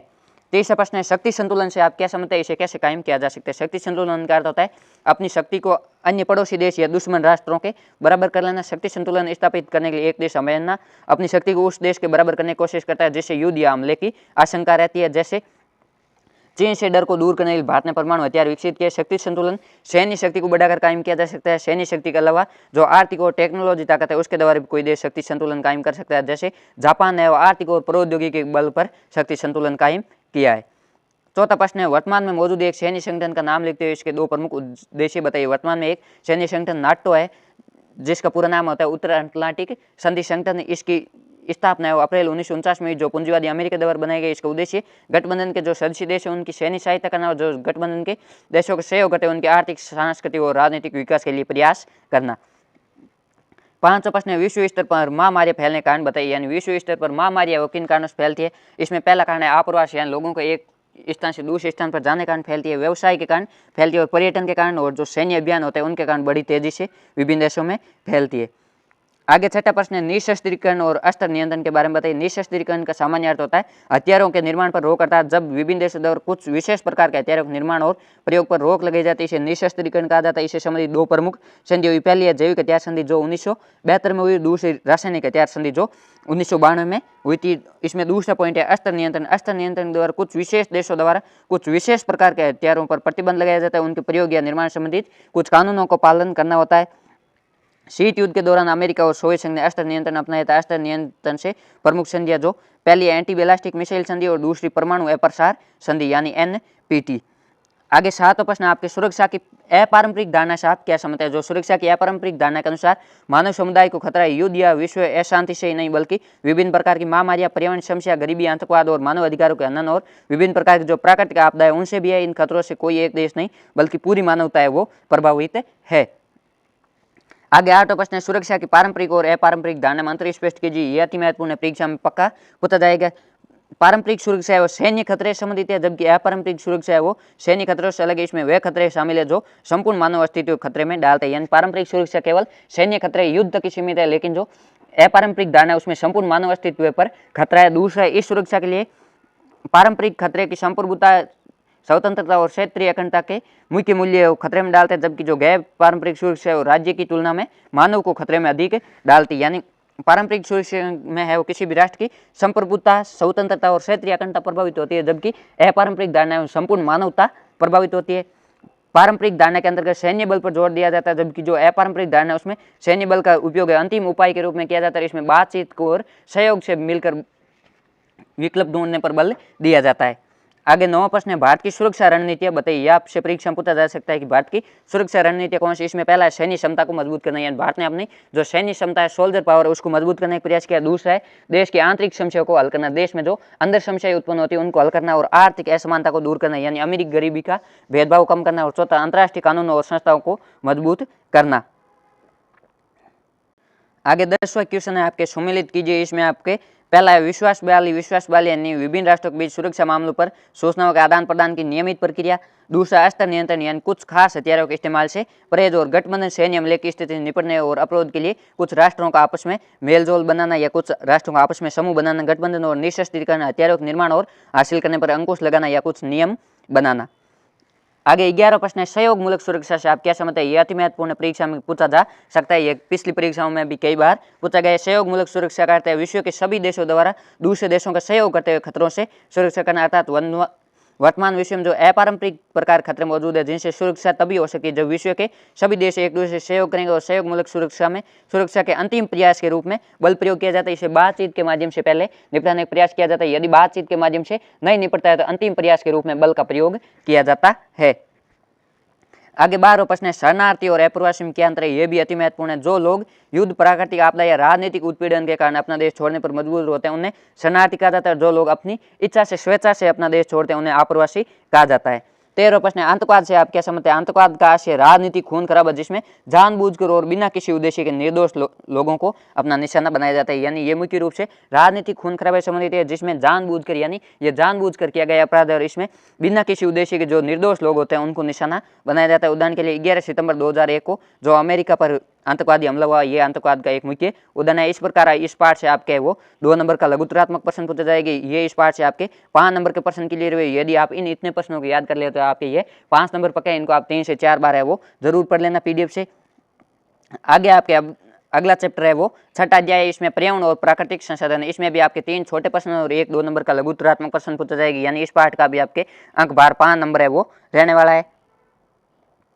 इसमें आपके जो एमसीक्यू प्रश्न है उसमें पहला है क्लब ऑफ रोम समूह ने लिमिट्स टू ग्रोथ नामक पुस्तक है वो कब प्रकाशित की। जो क्लब ऑफ रोम समूह उसने लिमिट्स टू ग्रोथ पुस्तक है वो 1972 में प्रकाशित की थी। दूसरा रियो डी जेनेरियो सम्मेलन किस देश में आयोजित हुआ। जो रियो डी जेनेरियो हुआ है ब्राजील के रियो डी जेनेरियो नामक स्थान पर आयोजित हुआ है। इसमें आपके ऑप्शन 3 है वो सही होगा। इसमें तीसरा प्रश्न है विश्व का दूसरा सबसे बड़ा तेल भंडार वाला देश कौन सा है। विश्व का दूसरा सबसे बड़ा तेल भंडार वाला देश है वो इराक है और पहला सऊदी अरब है। ये आपको विशेष रूप से ध्यान में रखना है। चौथा प्रश्न है भारत में मूलवासी कुल जनसंख्या कितना प्रतिशत है। जो भारत में मूलवासी है वो कुल जनसंख्या का 8% है। ये लोग आज भी अपनी संस्कृति का पालन करते हैं। आगे 5वां प्रश्न है निम्नलिखित में से कौन सी गैस जो वैश्विक ताप वृद्धि के लिए उत्तरदायी नहीं है। यानी कौन सी गैस है जो ग्लोबल वार्मिंग के लिए उत्तरदायी नहीं है। जो आपके ऑक्सीजन है वो ग्लोबल वार्मिंग के लिए उत्तरदायी नहीं है। बाकी मीथेन भी उत्तरदायी है, CO2 उत्तरदायी और हाइड्रोक्लोरोकार्बन भी उत्तरदायी है। जो ऑक्सीजन है वो प्राणदायी जलवायु जो प्राणियों के लिए लाभदायक है। ये वैश्विक ताप वृद्धि के लिए उत्तरदायी नहीं है। इसमें आपके ऑप्शन 4 है वो सही होगा। आगे छठा प्रश्न है वैश्विक संपदा या मानवता की साझी विरासत में क्या शामिल नहीं है। जो वैश्विक संपदा या मानवता की साझी विरासत यानी जिस पर पूरे विश्व का अधिकार होता है उसमें वायुमंडल शामिल है, समुद्री सतह शामिल है, जो बाहरी अंतरिक्ष है वो शामिल, लेकिन सड़क मार्ग है वो किसी देश के अधिकार के अंतर्गत आते हैं। ये सड़क मार्ग है विश्व की साझी संपदा नहीं है। इसमें आपके ऑप्शन 2 है वो सही होगा। 7वां भारत ने पेरिस जलवायु समझौते का अनुमोदन कब किया। भारत ने जो पेरिस जलवायु समझौता है उसका अनुमोदन 2002 में किया। और मॉन्ट्रियल प्रोटोकॉल समझौता कब हुआ। जो मॉन्ट्रियल प्रोटोकॉल समझौता है वो 1987 में हुआ था। ये आपके 8 MCQ प्रश्न है। आगे आपके रिक्त स्थान इस पार से 1 नंबर का रिक्त स्थान पूछा जाएगा। इसमें पहला है चिले में खालगा नामक मूलवासी रहता है। ये अति महत्वपूर्ण परीक्षा में पूछा जा सकता है। ये पिछली परीक्षाओं में भी पूछा गया है। जो चिले में मापुसे नामक मूलवासी रहते हैं। दूसरा प्रश्न है संयुक्त राष्ट्र संघ ने खालगा में मूलवासियों की शुरुआती परिभाषा दी। जो UNO है उसने 1982 में मूलवासियों की परिभाषा दी थी। तीसरा तुर्की, सीरिया और इराक के बीच खालगा नदी पर बने बांध को लेकर विवाद है। जो तुर्की, सीरिया और इराक देश है इनके बीच जो फरात नदी है उस पर बने बांध को लेकर विवाद है। चौथा प्रश्न है भारत में खालगा में ऊर्जा संरक्षण अधिनियम पारित हुआ। भारत में 2001 में ऊर्जा संरक्षण अधिनियम पारित हुआ। 5वां आर्थिक वृद्धि का तरीका ऐसा होना चाहिए जिससे पर्यावरण को नुकसान नहीं पहुंचे। इसे क्या कहा जाता है। इसे टिकाऊ या सतत पोषणीय विकास कहा जाता है। ये आपको विशेष रूप से ध्यान में रखना है। अगला आपके छठी खालगा, भारत ने 2 अक्टूबर 2016 खालगा समझौते का अनुमोदन किया। भारत ने 2 अक्टूबर 2016 को पेरिस समझौते का अनुमोदन किया। यह आपके MCQ प्रश्नों में भी आया जहां आपके मिसप्रिंट है। भारत ने जो पेरिस जलवायु समझौते का अनुमोदन है वो 2016 में किया था। यह आपको विशेष रूप से ध्यान में रखना है। आगे 7वां प्रश्न है पावन वन प्रांतर या देव स्थान को मेघालय में क्या कहा जाता है। जो पावन वन प्रांतर या देव स्थान होते हैं उनको मेघालय में लिंग 2 की नाम दिया जाता है। आगे अति लघुत्मक प्रश्न है यानी जिसका उत्तर आपको एक शब्द या एक लाइन में देना है। इसमें पहला है 1972 में क्लब ऑफ रोम ने कौन सी पुस्तक प्रकाशित की। जो क्लब ऑफ रोम है उसने लिमिट्स टू ग्रोथ पुस्तक प्रकाशित की जो 1972 में प्रकाशित हुई। दूसरा है प्रति सम्मेलन कब और कहाँ आयोजित हुआ। जो प्रति सम्मेलन है वो 1992 में ब्राजील के रियो डी जेनेरो नामक स्थान पर संपन्न हुआ। आगे तीसरा ओवर कॉमन फ्यूचर रिपोर्ट है वो कब छपी थी? जो ओवर कॉमन फ्यूचर रिपोर्ट है वो 1987 में छपी थी। चौथा प्रश्न, वैश्विक संपदा या मानवता की साझी विरासत के उदाहरण बताइए, यानी ऐसी कौन कौन सी संपदा है जिस पर संपूर्ण विश्व का अधिकार है, किसी एक राष्ट्र का अधिकार नहीं है? जो पृथ्वी का वायुमंडल है, अंटार्कटिका, अंतरिक्ष और समुद्र है, उन पर संपूर्ण विश्व का अधिकार है। पांचवा प्रश्न है, क्योटो प्रोटोकॉल कब और कहाँ हुआ था? जो क्योटो प्रोटोकॉल है वो दिसंबर 1997 में जापान के शहर क्योटो में हुआ था। छठा प्रश्न है, वैश्विक तापवृद्धि के लिए कौन सी गैसों को उत्तरदायी माना जाता है? वैश्विक तापवृद्धि यानी ग्लोबल वार्मिंग के लिए carbon dioxide, CO2, methane, CH4 और क्लोरोफ्लोरोकार्बन को उत्तरदायी माना जाता है। आगे सातवां प्रश्न है, ओजोन परत गैस के क्षरण के लिए कौन सी गैस को उत्तरदायी माना जाता है? जो ओजोन परत गैस है उसके क्षरण के लिए क्लोरोफ्लोरोकार्बन यानी CFC को उत्तरदायी माना जाता है। जो सर्वाधिक CFC है वो रेफ्रिजरेटर और एयर कंडीशनर यानी AC से निकलती है, इसके कारण ओजोन परत में छेद होते हैं, जिसके कारण जो हानिकारक पराबैंगनी किरणें है वो पृथ्वी पर आती है, और हानिकारक पराबैंगनी किरणों के कारण जो सबसे अधिक है वो त्वचा के कैंसर का कारण है वो बढ़ता है। आगे आठवां प्रश्न है, क्योटो प्रोटोकॉल की बाध्यताओं से कौन से देशों को अलग रखा गया है? जो क्योटो प्रोटोकॉल की बाध्यताएं उनसे भारत और चीन जैसे देश है उनको अलग रखा गया है। नौवां, भारत ने क्योटो प्रोटोकॉल पर हस्ताक्षर कब किए? भारत ने क्योटो प्रोटोकॉल पर हस्ताक्षर है वो 2002 में किए थे। 10वां प्रश्न है, फिलीपींस के लोगों ने कौन सी ऑस्ट्रेलियाई बहुराष्ट्रीय कंपनी का विरोध किया? जो फिलीपींस के लोग हैं उन्होंने एक ऑस्ट्रेलियाई बहुराष्ट्रीय कंपनी है वेस्टर्न माइनिंग कॉर्पोरेशन, इसका विरोध किया था। 11वां प्रश्न, विश्व का सबसे बड़ा तेल उत्पादक देश कौन सा है? विश्व का सबसे बड़ा तेल उत्पादक देश सऊदी अरब है और दूसरा इराक है। 12वां, विश्व राजनीतिक विद्वानों के अनुसार आने वाले समय में जो युद्ध लड़ा जाएगा वो क्या कहलाएगा? यानी आने वाले समय में युद्ध है वो जल के लिए लड़ा जाएगा, उसे जल युद्ध कहा जाएगा। यदि तृतीय विश्व युद्ध होता है तो वो जल के लिए ही लड़ा जाएगा, ऐसा जो वर्तमान राजनीतिक विद्वान है वो मानते हैं। 13वां प्रश्न है, भारत में मूलवासियों के लिए कौन सा शब्द का प्रयोग किया जाता है? भारत में जो मूलवासी है उनके लिए अनुसूचित जनजाति या आदिवासी यानी शेड्यूल ट्राइब ST का प्रयोग किया जाता है। ये कुल जनसंख्या का 8% है। आगे 14 प्रश्न है, यूएनओ ने मूलवासियों की परिभाषा कब दी? यूएनओ ने मूलवासियों की परिभाषा है वो 1982 में दी। 15 प्रश्न है, पृथ्वी पर कौन से उद्योग को सबसे ताकतवर माना जाता है? पृथ्वी पर जो खनिज उद्योग होता है उसको सबसे ताकतवर है वो माना जाता है। 16 प्रश्न है, एजेंडा 21 की आलोचना किस आधार पर की जाती है? यानी एजेंडा 21 की कमियां क्या है? एजेंडा 21 का झुकाव है वो पर्यावरण संरक्षण की बजाय आर्थिक वृद्धि की ओर ज्यादा है, ये इसकी मुख्य रूप से कमी है। 17वां प्रश्न है, रियो सम्मेलन में कितने देशों ने भाग लिया? जो रियो सम्मेलन है उसमें 170 देशों ने भाग लिया था। 18वां प्रश्न है, भारत में नर्मदा बचाओ आंदोलन कौन से बांध के विरोध में चला है? भारत में जो नर्मदा बचाओ आंदोलन जो गुजरात में नर्मदा नदी पर सरदार सरोवर बांध बनाया जा रहा है उसके खिलाफ चलाता है, क्योंकि इसके कारण है वो विस्थापन बहुत अधिक मात्रा में होता है और पर्यावरण का नुकसान भी होता है। 16वां, ऑस्ट्रेलिया में कौन सी नदी पर बनने वाले बांध का विरोध किया गया? ऑस्ट्रेलिया में जो फ्रैंकलिन नदी है उस पर बांध बन रहा था उसका विरोध किया गया। 20वां प्रश्न है, ऑस्ट्रेलिया और न्यूजीलैंड के जो ओशियानी क्षेत्र है उसमें कौन से वंश के मूल निवासी रहते हैं? जो ऑस्ट्रेलिया और न्यूजीलैंड के ओशियानी क्षेत्र है उसमें पोलनेशिया, मेलनेशिया और माइक्रोनेशिया वंश के मूल निवासी रहते हैं। 21वां प्रश्न है, world council of indigenous people का गठन कब हुआ? यह अति महत्वपूर्ण परीक्षा में पूछा जा सकता है कि world council of indigenous people का गठन है 1975 में हुआ। ये आपको विशेष रूप से ध्यान में रखना है, ये पिछली परीक्षाओं में पूछा गया है। 22वां प्रश्न है, भारत में बंगाल टाइगर को बचाने की मुहिम क्यों चल रही है? क्योंकि जो बंगाल टाइगर है वो लुप्त होने की कगार पर है। 23वां प्रश्न है, भारत के पावन वन प्रांतर या देव स्थान को राजस्थान में किस नाम से जाना जाता है? जो पावन वन प्रांतर या देव स्थान होते हैं उनको राजस्थान में वानी, केकड़ी और ओरण के नाम से जाना जाता है। 24वां प्रश्न, वर्तमान विश्व के स्वच्छ जल का 70% हिस्सा है वो किस महादेश में? जो 70% हिस्सा है वो अंटार्कटिका महाद्वीप में बर्फ के रूप में जमा हुआ है। 25वां प्रश्न है, अंटार्कटिका महाद्वीप में कौन सी मछली पाई जाती है? अंटार्कटिका महाद्वीप में क्रिल मछली पाई जाती है। ये आपको विशेष रूप से ध्यान में रखना है कि क्रिल मछली कहाँ पाई जाती है? क्रिल मछली अंटार्कटिका महाद्वीप में पाई जाती है, जो एक स्वच्छ जल की मछली है। 26वां प्रश्न है, ओजोन परत में छेद होने से आप क्या समझते हैं? ओजोन परत में छेद जो पृथ्वी के ऊपरी वायुमंडल में ओजोन गैस की मात्रा में लगातार कमी हो रही है, जिसके कारण ओजोन परत में छेद होना कहा जाता है, और इस छेद के कारण पृथ्वी पर सूर्य के हानिकारक पराबैंगनी किरणें आती है। आगे 27वां प्रश्न है, यूएनओ ने मूलवासियों की क्या परिभाषा दी? यूएनओ ने 1982 मूलवासियों की परिभाषा देते हुए कहा, इन्हें ऐसे लोगों को वंशज बताया जो बहुत लंबे समय से किसी क्षेत्र विशेष पर रह रहे और अपनी सभ्यता और संस्कृति विशिष्ट है और आज भी अपनी सभ्यता और संस्कृति के अनुसार जीवन यापन कर रहे हैं। आगे 28वां प्रश्न है, भारत में किस पॉलिसी के अंतर्गत स्वच्छ ईंधन अनिवार्य किए गए? जो भारत में नेशनल ऑटो फ्यूल पॉलिसी, इसके अंतर्गत स्वच्छ ईंधन अनिवार्य कर दिया गया है। आगे 29वां प्रश्न है, यूएनईपी क्यों है? यूएनईपी संयुक्त राष्ट्र संघ की पर्यावरण कार्यक्रम से संबंधित अंतर्राष्ट्रीय संस्था है, जिसका पूरा नाम यूनाइटेड नेशन एनवायरनमेंट प्रोग्राम या संयुक्त राष्ट्र पर्यावरण कार्यक्रम, यह पर्यावरण कार्यक्रम से संबंधित एक अंतर्राष्ट्रीय संस्था है। 30वां प्रश्न है, संयुक्त राष्ट्र संघ यानी यूएनओ ने सर्वप्रथम किस परिषद को परामर्शदात्री परिषद का दर्जा दिया? यूएनओ ने जो world council of indigenous people है उसको सबसे पहले परामर्शदात्री परिषद का दर्जा दिया था। 31वां प्रश्न है, यूएनओ की मानव विकास रिपोर्ट 2016 के अनुसार विकासशील देशों की कितने करोड़ जनता को स्वच्छ जल उपलब्ध नहीं है। जो विकासशील देशों की 66.3 करोड़ लोग हैं उनको स्वच्छ जल उपलब्ध नहीं है, वो दूषित जल पीने को बाध्य है। ये यूएनओ की जो मानव विकास रिपोर्ट 2016 उसके अनुसार बताया गया है।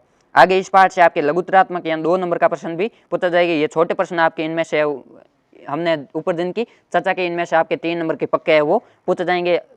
अगला लघुतरात्मक में पहला है, विश्व के प्रमुख मूलवासी और उससे संबंधित देशों के नाम बताइए। जो विश्व के प्रमुख मूलवासी पहला आता है फिलीपींस के जो कोरडिल क्षेत्र है उसमें 20 लाख मूलवासी रहते हैं, और चिले में मापुसी नामक मूलवासी रहते हैं जिनकी संख्या 10 लाख है। और बांग्लादेश के जो चटगांव पर्वतीय क्षेत्र है उसमें 6 लाख आदिवासी बसे, और पनामा नहर का जो पूर्व कुना नामक मूल निवासी है वो 50,000 की संख्या में, यानी पनामा नहर के पूर्वी क्षेत्र में कुना नामक मूल निवासी रहते हैं। आपको इन मूल निवासियों का नाम और उनकी संख्या विशेष रूप से ध्यान में रखनी है। आगे दूसरा प्रश्न है, अलार सागर के आसपास बसे हजारों लोगों को अपना घर बार क्यों छोड़ना पड़ा। क्योंकि जो है पानी के विषाक्त होने से मत्स्य उद्योग नष्ट हो गए, और जहाज रानी उद्योग और इससे जुड़े अन्य उद्योग भी समाप्त हो गए, और पानी में नमक की सांद्रता के ज़्यादा बढ़ जाने से कृषि की पैदावार भी कम हो गई, जिसके कारण लोगों को अपना घर बार छोड़ना पड़ा।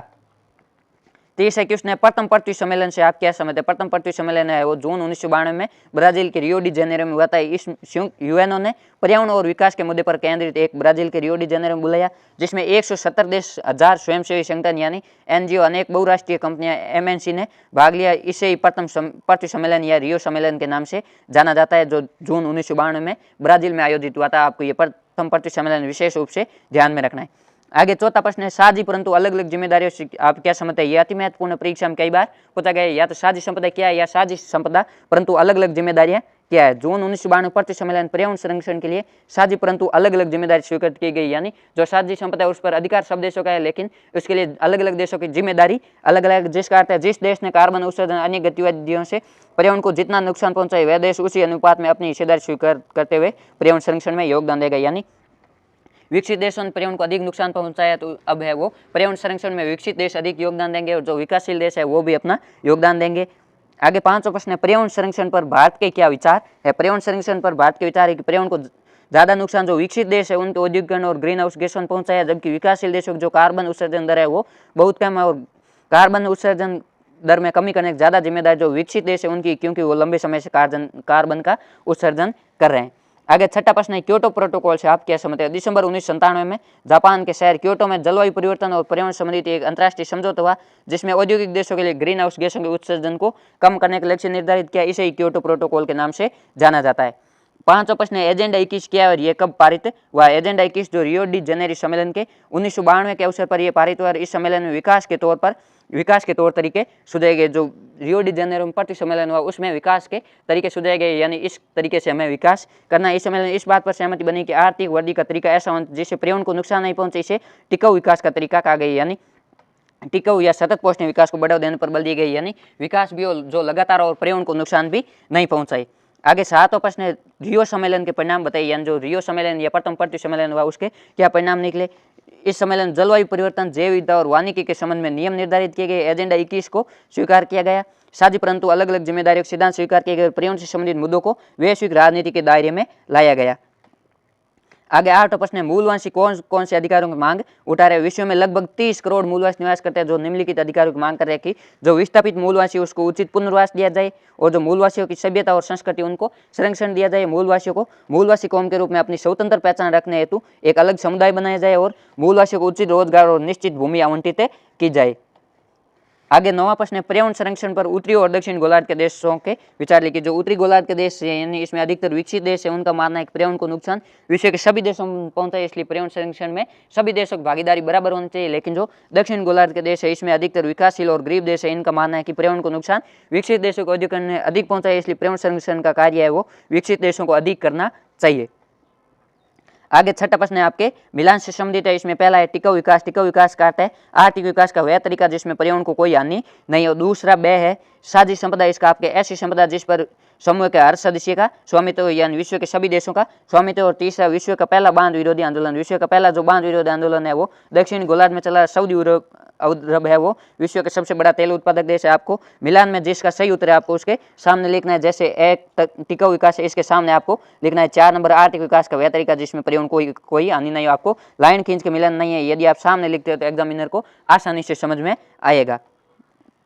आगे 7वां प्रश्न भी आपके मिलान से संबंधित है। इसमें पहला है अंटार्कटिका संधि। अंटार्कटिका संधि है 1959 में हुई। दूसरा रियो डी जनेरो प्रति सम्मेलन है 1992 में जो ब्राजील में हुआ। और तीसरा आपके अवर कॉमन फ्यूचर बर्टलैंड रिपोर्ट है वो 1987 में पेश की गई। और क्योटो प्रोटोकॉल है 1997 में, वह आपको इनके सामने इनका सही उत्तर है वो लिखना है। इस प्रकार आपके इस पार्ट से भी 5 नंबर के प्रश्न पूछे जाएंगे। यदि आप इन पूरे प्रश्नों को याद कर लेते तो आपके 5 नंबर है वो पूरे हमने इस सीरीज में वो 3 पार्टों के प्रश्न उत्तर है वो पूरे कर लिया। अब आपके इस पाठ्य पुस्तक का लास्ट पार्ट है वैश्विकरण, उसके बारे में बात करते हैं। इसमें आपके 6 नंबर के प्रश्न पूछे जाएंगे, जिसमें 2 1-1 नंबर के छोटा और 1 4 नंबर का बड़ा प्रश्न पूछा जाएगा। इस पार्ट में आपको जो 4 नंबर के बड़े प्रश्न है उनको विशेष रूप से ध्यान में रखना है। ये 4 नंबर का बड़ा प्रश्न है वो अथवा में भी पूछा जाएगा।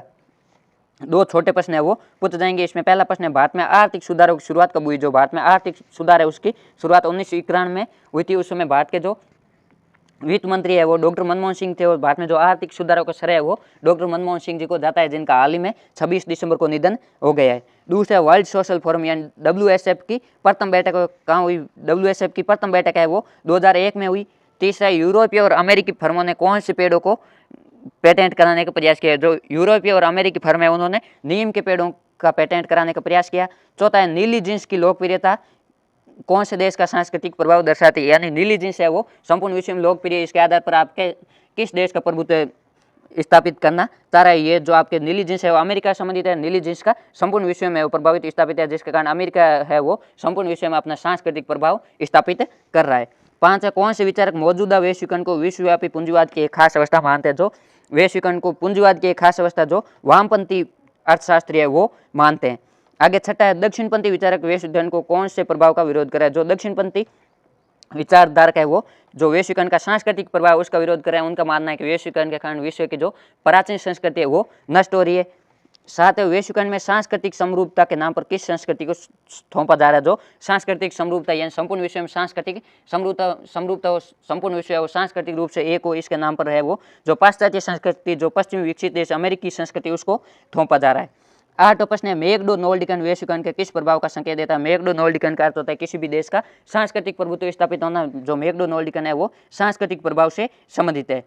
9वां प्रश्न है वर्ल्ड सोशल फोरम यानी WSF की पहली बैठक 2001 में पोर्ट अलगेरे में हुई। जो पोर्ट अलगेरे वो कहाँ स्थित है। जो पोर्ट अलगेरे वो ब्राजील में स्थित है। ये आपके 9 MCQ प्रश्न है। आगे है अति लघुत्तरात्मक प्रश्न यानी 1 लाइन उत्तर वाले। इसमें पहला है वैश्वीकरण का अर्थ क्या है। वैश्वीकरण एक अवधारणा के रूप में प्रवाह यानी वैश्वीकरण का शाब्दिक अर्थ है प्रवाह, जिसमें विश्व के एक हिस्से के विचार वस्तु पूंजी और व्यापार है वो दूसरे हिस्से में संचार के माध्यम से पहुंचता है। यानी विचार वस्तु पूंजी व्यापार का प्रभाव नहीं है वैश्वीकरण है। दूसरे वैश्वीकरण के कारण विश्व में क्या क्या परिवर्तन है। वैश्वीकरण के कारण प्रौद्योगिकी का विस्तार हुआ, टेलीग्राम टेलीफोन माइक्रोचिप प्रौद्योगिकी यानी टेक्नोलॉजी का विस्तार हुआ। दूसरा प्रौद्योगिकी टेक्नोलॉजी के कारण विचार पूंजी वस्तु और लोगों की आवाजाही है वो आसान हो गई। तीसरा मैकडोनाल्डिकन क्या है। यह अति महत्वपूर्ण परीक्षा में पूछा जा सकता है। विभिन्न संस्कृतियां अपने को प्रभुत्वशाली अमेरिकी ढर्रे पर ढालने लगी है, जिससे विश्व की सांस्कृतिक धरोहर धीरे धीरे समाप्त हो रही है, जिससे समूची मानवता खतरा पैदा हो गया। यह संस्कृति का नकारात्मक प्रभाव यानी मैकडोनाल्डिकन उस स्थिति को कहा जाता है जहां लोग अपनी संस्कृति को छोड़कर अमेरिकी संस्कृति को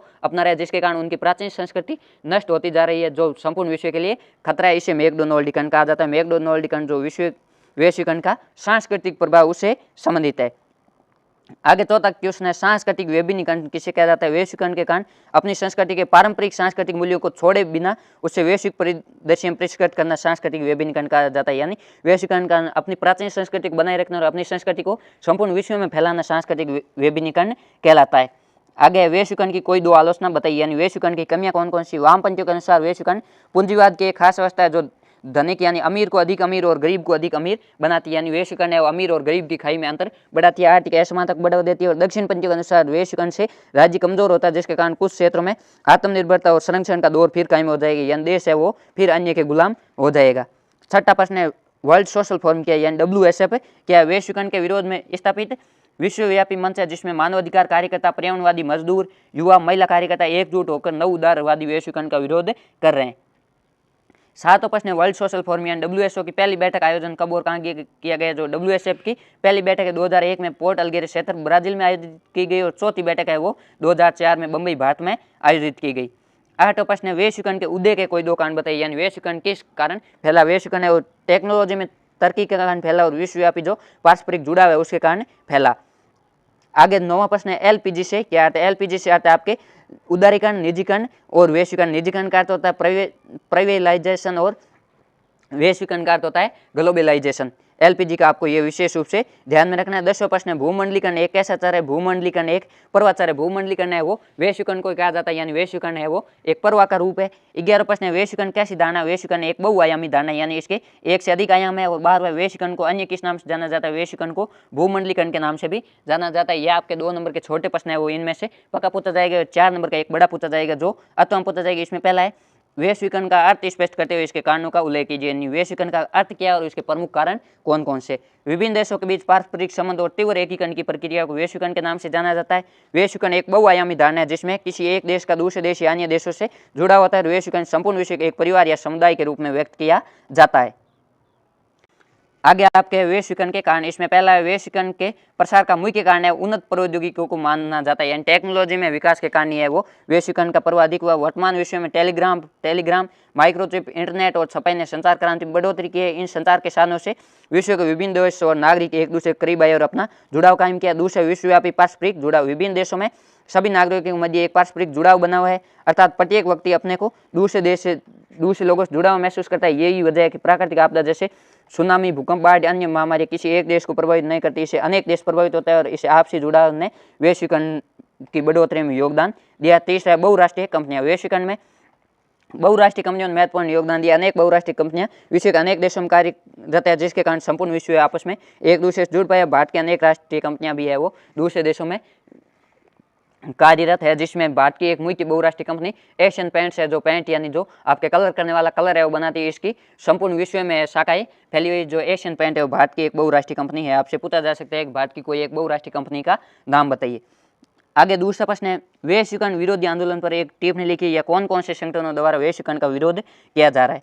वैश्वीकरण का विरोध करने वाला पहला आपके संगठन है वामपंथी समुदाय। वामपंथियों का कहना है कि मौजूदा वैश्वीकरण विश्वव्यापी पूंजीवादी की एक खास अवस्था है जिसमें अमीरों को अधिक अमीर और गरीबों को अधिक गरीब बना देगा। वैश्वीकरण से राज्य की शक्ति में कमी आएगी जिसके कारण वह गरीबों के हितों की रक्षा नहीं कर पाएगा। इस प्रकार वामपंथी मुख्य रूप से जो आर्थिक क्षेत्र में वैश्वीकरण हो रहा है उसका विरोध करते हैं।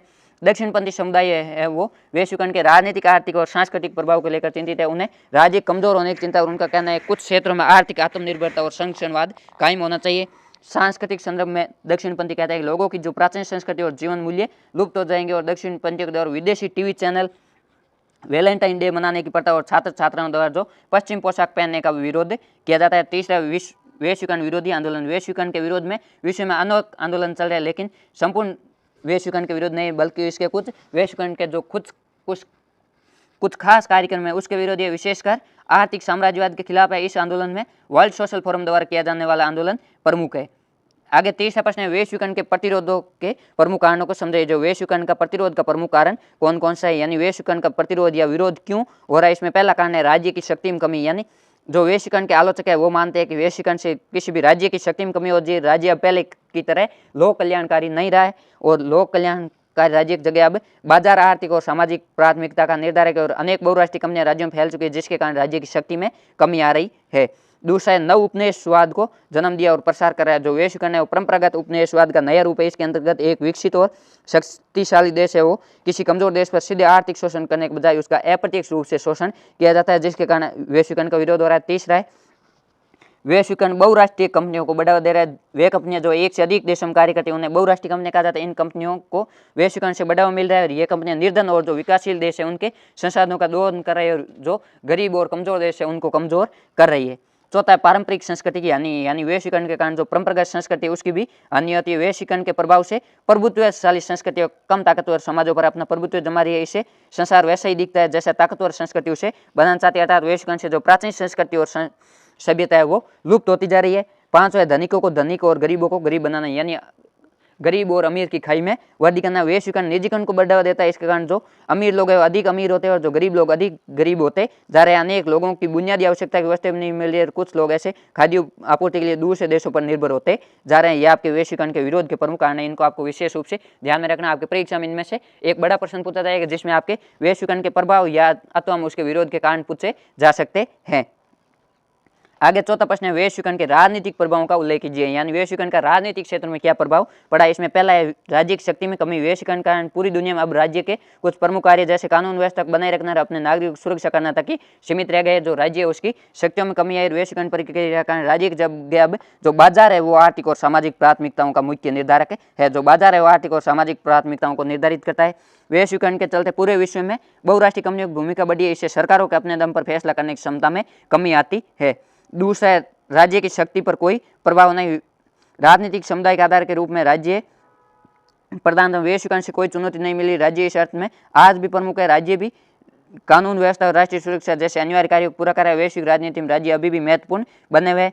तीसरा है, राज्य की शक्ति में वृद्धि हुई। यानी वैश्वीकरण के सकारात्मक और नकारात्मक दोनों प्रभाव लिखने। इसमें नकारात्मक है राज्य की शक्ति में कमी है, सकारात्मक राज्य की शक्ति पर कोई प्रभाव नहीं पड़ता और शक्ति में वृद्धि हुई। वैश्वीकरण के फलस्वरूप अत्याधुनिक टेक्नोलॉजी के बुद्धि राज्य अपने नागरिकों के बारे में सूचनाएं प्राप्त कर सकता है। सूचना के दम पर राज्य ज्यादा कारगर ढंग से काम कर सकता है। इस कारण वैश्वीकरण के कारण राज्यों की जो क्षमता है वो बढ़ी। यानी आपसे कोई भी प्रभाव पूछा जाता है उसके सकारात्मक और नकारात्मक दोनों प्रभाव आपको बताना है। 2 सकारात्मक और 2 नकारात्मक आप बता सकते हो।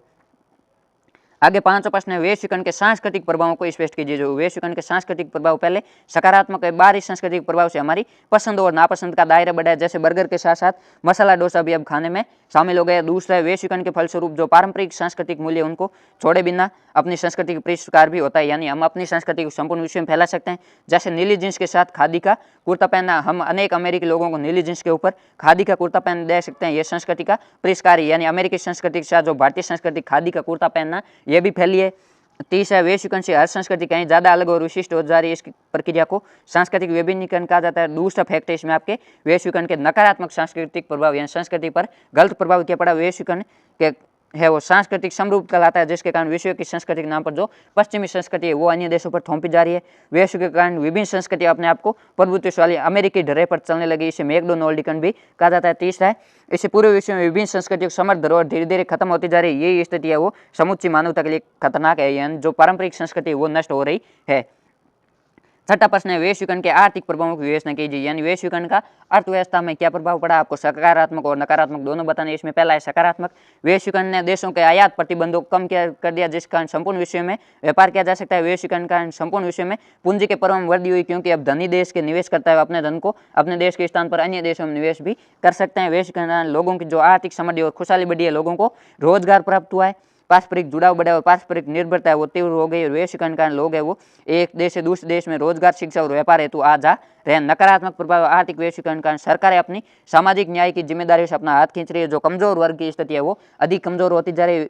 जो गरीब देश है वो आर्थिक रूप से बर्बाद हो रहे हैं। जो विश्व कुछ अर्थशास्त्रियों ने चिंता जाहिर की है कि आर्थिक वैश्वीकरण धीरे धीरे पुनः उपनिवेशीकरण की ओर ले जा रहे हैं। यानी जो शक्तिशाली और विकसित देश है वो अन्य देशों पर अपना प्रभुत्व स्थापित कर लेंगे। आगे सातवां प्रश्न है, वैश्वीकरण के पक्ष और विपक्ष में तर्क दीजिए। यानी आप वैश्वीकरण का किन आधार पर समर्थन करते हैं और किन आधार पर आलोचना करते हैं, या वैश्वीकरण के सकारात्मक और नकारात्मक प्रभाव दोनों बताने। पहला सकारात्मक प्रभाव, वैश्वीकरण से लोगों में विश्वव्यापी पारस्परिक जुड़ाव बढ़ा है। प्रक्रिया और विकासशील देशों को उन्नत तकनीक का लाभ मिला है। विश्वव्यापी सूचना और संचार क्रांति को जन्म दिया, जिसके कारण सामाजिक गतिशीलता बढ़ी है। वैश्वीकरण के कारण लोग रोजगार की गतिशीलता में भारी बढ़ी है। लोग एक देश से दूसरे देश में रोजगार कर सकते हैं। वैश्वीकरण के कारण पूंजी की गतिशीलता बढ़ी है। इससे प्रत्यक्ष विदेशी निवेश, पूंजी निवेश भी बढ़ा है। और जो विपक्ष में तर्क किया नकारात्मक प्रभाव कौन कौन से पद है। इसमें पहला है, वैश्वीकरण के कारण अमीर अधिक अमीर होते जा रहे, गरीब अधिक गरीब हो जा रहे। इसके कारण आर्थिक असमानता को बढ़ावा मिला है। वैश्वीकरण के कारण बुनियादी आवश्यकता की वस्तुएं महंगी होती जा रही है, जो आम आदमी की पहुंच से दूर हो गई है। वैश्वीकरण से जो परंपरागत संस्कृति उसको हानि होती है। लोग अपनी जो सदियों पुराने जीवन मूल्य है उनसे हाथ धोने बैठेंगे, यानी अपनी परंपरागत संस्कृति को खो देंगे। और वैश्वीकरण के चलते जो विकासशील देश है उसमें बहुराष्ट्रीय कंपनियों की एक अधिकारवादी प्रवृत्ति बढ़ती जा रही है। यानी जो विकासशील देश है उनके उद्योग धंधे नष्ट हो रहे हैं। जो बहुराष्ट्रीय कंपनियां, बड़ी कंपनियां, उनका प्रभुत्व स्थापित हो रहा है और वो धीरे धीरे राज्य की अर्थव्यवस्था पर भी अपना प्रभुत्व स्थापित करती है। पांचवा, वैश्वीकरण से राज्य की गरीबों के हितों की रक्षा करने की क्षमता में कमी आती है। राज्य अब समुचित रूप से गरीबों के हितों की रक्षा नहीं कर सकता। आठवां प्रश्न है, भारत पर वैश्वीकरण के कौन कौन से प्रभाव पड़े। वैश्वीकरण ने भारत को काफी प्रभावित किया। भारत ने 1990 के दशक में अपनी अर्थव्यवस्था खुला किया और वैश्वीकरण को अपनाया। वैश्वीकरण से भारत पर सकारात्मक और नकारात्मक दोनों तरह के प्रभाव पड़े। पहला है सकारात्मक भारत का जो सकल घरेलू उत्पाद यानी जीडीपी में लगातार वृद्धि हो रही है। जो भारत के आर्थिक विकास में तेजी और भारत की आर्थिक विकास दर है वो तेजी से वृद्धि कर रही है। बहुराष्ट्रीय कंपनियां भारत में विदेश निवेश कर रही है, अपने साथ उन्नत टेक्नोलॉजी को ला रही है, जिसके कारण भारत को फायदा होगा और भारत में सूचना और संचार क्षेत्र में लगातार उन्नति हो रही है। जो भारतीय वस्तु उनकी गुणवत्ता में सुधार आ रहा है और भारत में प्रतिव्यक्ति आय और जो राष्ट्रीय आय उसमें वृद्धि हुई और बेरोजगारी में कमी हुई, यानी बहुराष्ट्रीय कंपनियों को आने से लोगों को रोजगार भी प्राप्त हुआ। नकारात्मक प्रभाव वैश्वीकरण से भारत में जो अमीर लोग हैं अधिक अमीर हो रहे हैं, गरीब अधिक अमीर हो रहे हैं, यानी आर्थिक असमानता बढ़ रही है। वैश्वीकरण के कारण अनेक भारतीय सरकारी कंपनियां वो बंद हो गई या घाटे में चली है, जिस कारण उन्हें निजी कंपनियों को सस्ते मूल्य पर बेचता जा रहा है। वैश्वीकरण के कारण जो बहुराष्ट्रीय कंपनियां भारत के प्राकृतिक संसाधनों का दोहन करती है और भारत में अपना एकाधिकार स्थापित कर लिया। और वैश्वीकरण से अनेक वस्तुओं के मूल्य में तेज वृद्धि हुई, जिससे बुनियादी आवश्यकता वस्तुएं हैं वो आम आदमी की पहुंच से दूर हो गई और बहुराष्ट्रीय कंपनियां अपना काम निकलवाने के लिए भ्रष्टाचार और रिश्वतखोरी को बढ़ावा दे रही है। आपके ये भारत पर वैश्वीकरण के प्रभाव पड़े। इस प्रकार आपके जो वैश्वीकरण पार्ट है उससे 2 छोटे और 1 बड़ा प्रश्न पूछा जाएगा। बड़ा प्रश्न इन 8 में से ही पूछा जाएगा, ये अतों में पूछा जाएगा। यदि आपको 1 नहीं आता तो आप उसके अतवाल कर सकते हैं। ये आपके 4 नंबर पक्के गए। इस पार्ट से आपके 6 नंबर के प्रश्न पूछे जाएंगे। इस सीरीज में हमने वो आपके 4 पार्टों के प्रश्न हल किए। आपके चौथा, 5वां और छठा, 7वां पार्ट अगली सीरीज में हम आपकी जो दूसरी पाठ्य पुस्तक है स्वतंत्र भारत में राजनीति उसके चैप्टर के बारे में बात करेंगे। यदि आप चैनल पर नए हैं, चैनल को सब्सक्राइब करें, अपने दोस्तों के साथ भी शेयर करें ताकि उनको भी इन प्रश्नों का फायदा मिल सके। आपकी परीक्षा में इन्हीं प्रश्नों में से है वो प्रश्न पूछे जाएंगे। इनकी पीडीएफ टेलीग्राम ग्रुप में मिल जाएगी। टेलीग्राम ग्रुप का लिंक है इस वीडियो के डिस्क्रिप्शन में दिए गए। धन्यवाद। मस्त रहिए, अपनी तैयारी करते रहिए।